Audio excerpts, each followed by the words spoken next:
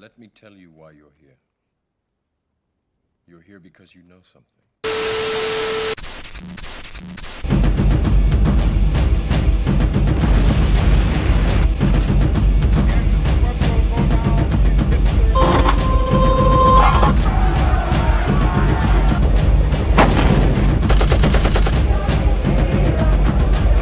Direction we want to move in.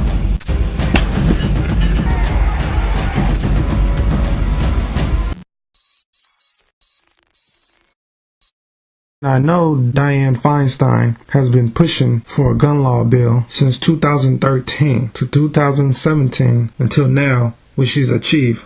I understand her putting strong gun laws on gun makers because of what happened. Personal anecdote about terrorism, because less than 20 years ago I was the target of a terrorist group. It was the New World Liberation Front.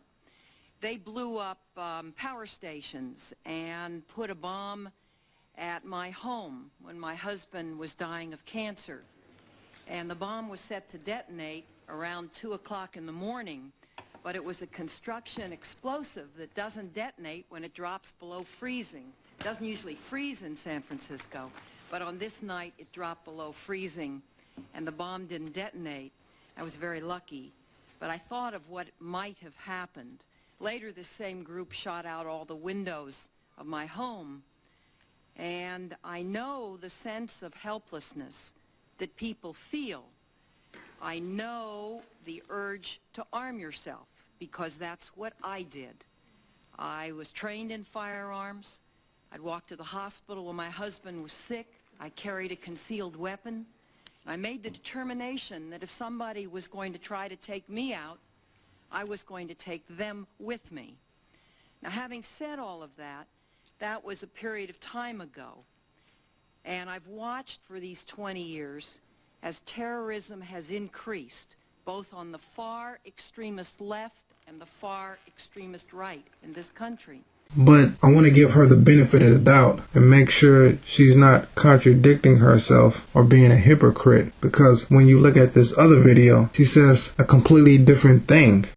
California Senator Dianne Feinstein worked for more than a year to get the assault weapons bill passed in the face of ferocious opposition from the National Rifle Association.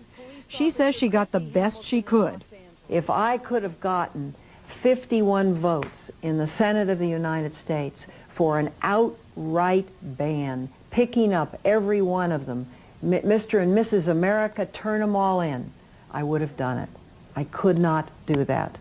The votes weren't here. You know, it will leave us confused, like, what are you, for guns or not for guns? Choose one. You say you have a gun of your own, but you don't want citizens to have guns. Does that include yourself? See, the Second Amendment was created specifically for this reason: the control of a population if a riot breaks out or if they declare martial law in some form or fashion in which citizens rise up against their own country when placed in a position to protect themselves, so that citizens may maintain their freedom and not be enslaved in another form or fashion. And this has happened in other countries where they lost their arms of protection. In Germany, 1933 to 1945, and the Soviet Union in 1920 to 1945. 20 million deaths. But this doesn't paint my philosophical views on how I feel about guns. I'm neither liberal or conservative. I'm a man of faith. But this video is about control. How people look to divide and conquer us. Not whether or not I feel weapons should not be used at all, but the freedoms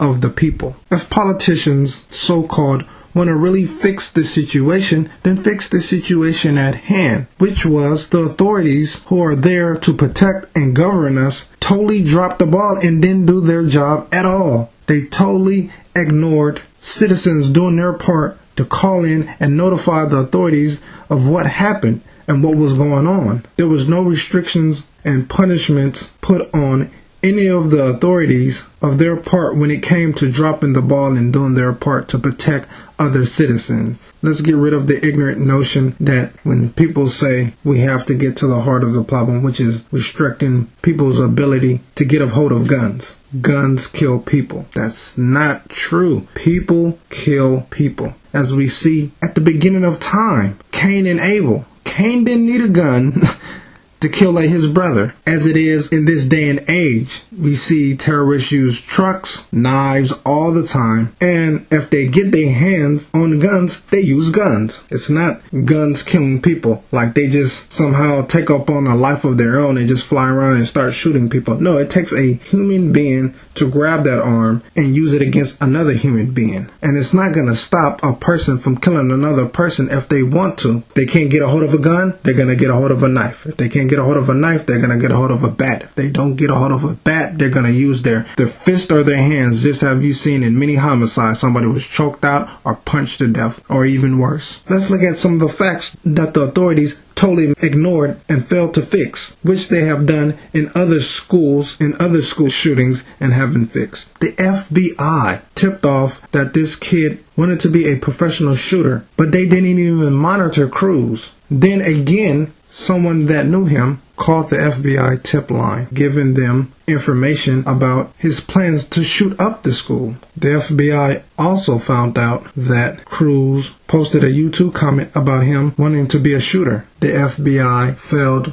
The officers in his area responded 39 times about his continuous violence. The school resource officer refused to talk to the state social services about an incident concerning him, but the Florida Family Services declared Cruz mentally stable, even though all his past events shows that he was clearly not. He also revealed to his school therapist about his violent dreams and created a plan just so they can protect Cruz against himself and to protect others against him. He had major suicidal tendencies. It was known that he ingested gasoline, that he cut himself. The police officers that responded knew that he physically beat his mother multiple times. I mean, you see failure after failure after failure in certain communities and how it's dealt with. If this was a kid in the inner city,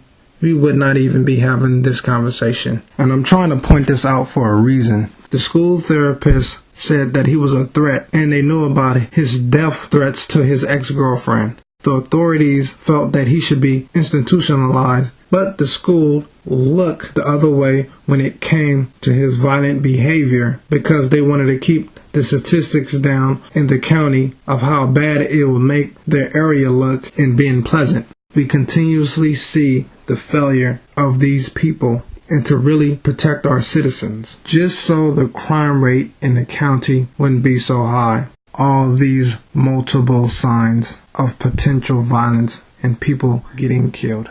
On the day of the shooting, police officers directly violated their own police policy. But if this was in the inner city, we would not have this conversation. The hypocrisy that goes on is completely unrecognized and nothing is done about it. If this is in a certain county, this kid will be dead or locked up at the age of 12. The authorities just failed to do their part completely. No one in any department was really disciplined. There was the one officer who resigned.